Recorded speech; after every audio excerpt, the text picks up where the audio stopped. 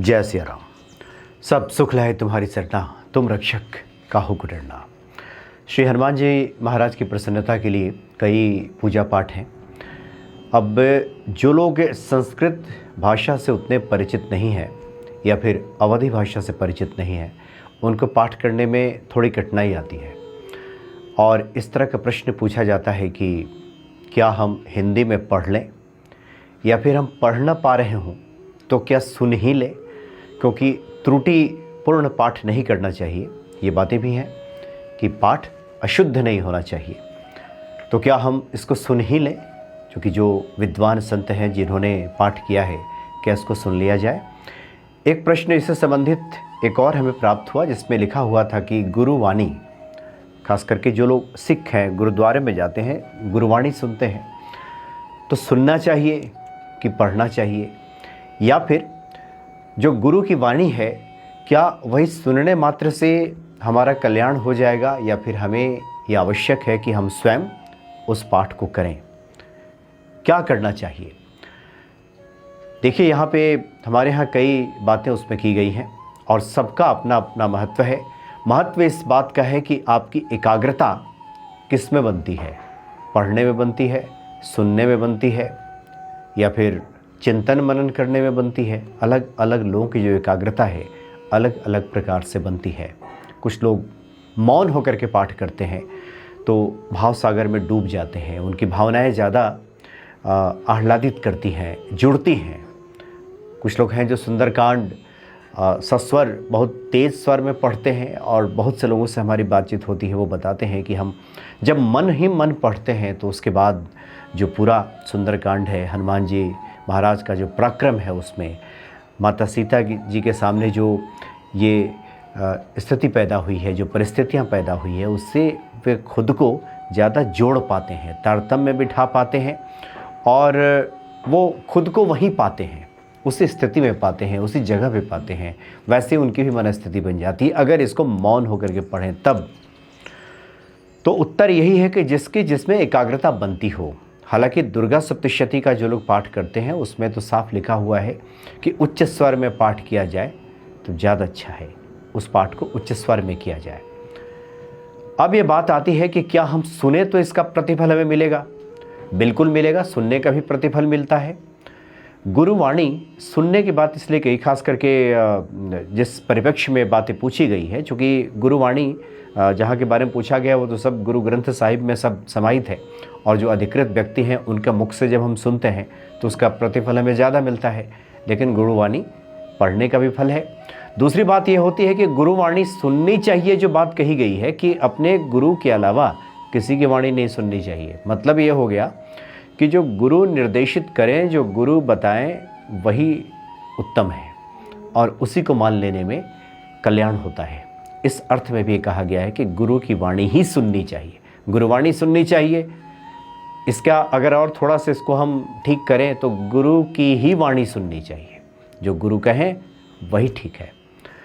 दूसरी बात, एक और बात आती है, जब हम सुंदरकांड का पाठ करते हैं और हनुमान चालीसा का स्वयं पाठ करते हैं और कोई सिद्ध महापुरुष उसी पाठ को करके सुनाए या फिर उसका भावार्थ बताए, तो आप देखिएगा कि आपका जुड़ाव बहुत ज़्यादा हो जाता है, क्योंकि उनकी अपनी साधना होती है, उनकी अपनी भावनाएं होती हैं, और शब्दों के साथ जब भाव जुड़ते हैं तो उसका असर बहुत ज़्यादा बढ़ जाता है। वही चीज़ें, वही हनुमान चालीसा, वही चौपाइयाँ, वही दोहे जब कोई सिद्ध संत कहते हैं तो एक नया उसका अर्थ हमारे सामने खुलता है और लगता है कि अब तक तो हम इन बातों से वंचित थे, ये तो हमें पता ही नहीं था। हनुमान जी की महिमा को लेकर एक नया फलक, एक नई बातें सामने आती है और भक्त उसमें खुद को ज़्यादा जुड़ाव महसूस करता है। इसलिए सुनने का महत्व है। अगर कोई संत आपको बैठा करके भागवत कथा सुनाए, सुंदरकांड का पाठ सुनाए, हनुमान चालीसा सुनाए, तो इससे बढ़ करके तो कुछ भी नहीं है।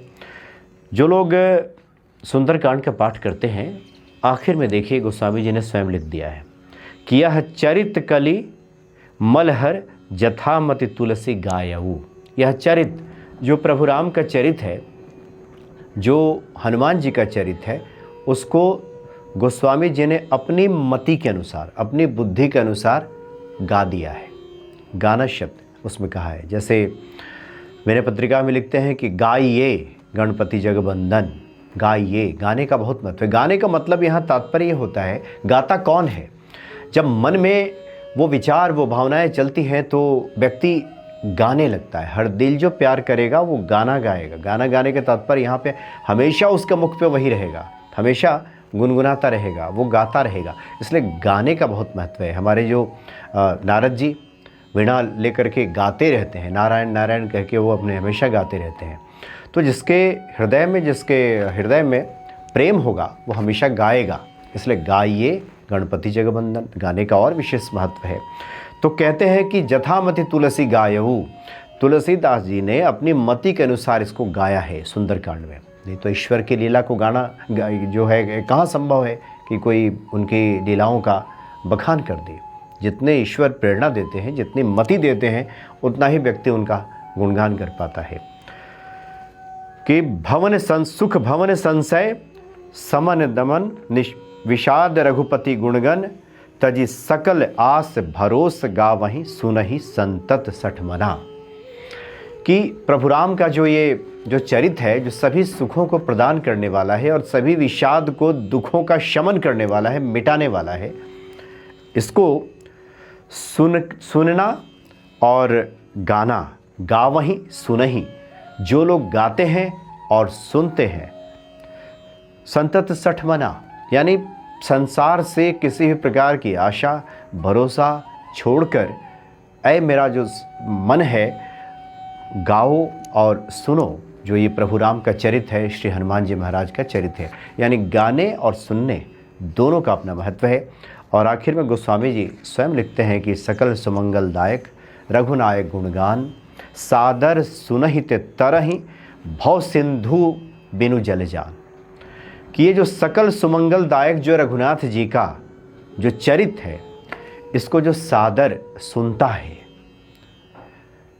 गुणगान करता है, मतलब पढ़ता है, गाता है, गुणगान करता है और सुनता भी है, तो बिना जहाज के जिस प्रकार से कोई समुद्र पार कर जाए, नदी पार कर जाए, उसी प्रकार से इस भवसागर से वो पार कर जाता है वो व्यक्ति।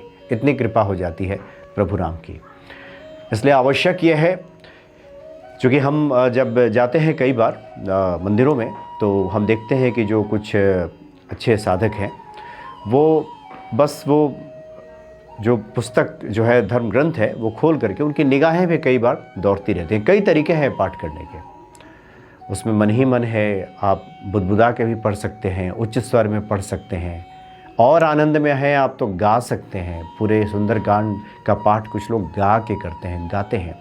जब मन में इस प्रकार के भाव हिलोड़े मारने लगते हैं तो व्यक्ति गाने लगता है, गा उठता है, रहा नहीं जाता उसको गाए बगैर। तो ये सब तरीके हैं जिससे हमारा जुड़ाव ज़्यादा महसूस हो, वो करना चाहिए। बल्कि ज़्यादातर तो ये देखा गया है कि जो लोग मन ही मन जब पढ़ते हैं, गुनते हैं, तो उनके भाव ज़्यादा जुड़ते हैं। लेकिन फिर भी अगर किसी कामना पूर्ति के लिए हम पाठ करने जा रहे हों तो उच्च स्वर में ही पढ़ना चाहिए, कम से कम मध्यम स्वर में। दुर्गा सप्तशती में है कुछ स्वर में पढ़ें, लेकिन हनुमान जी के बहुत सारे जो पाठ हैं उसको मध्यम स्वर में, ना बहुत तेज ना बहुत धीमा, एक बीच का जो स्वर होता है जिसमें एक मिठास बनी रहे, उस स्वर में ये पाठ किया जा सकता है। तो इससे हमें प्रतिफलों की प्राप्ति होती है और हनुमान जी के हम कृपा पात्र बन जाते हैं। जय श्री राम।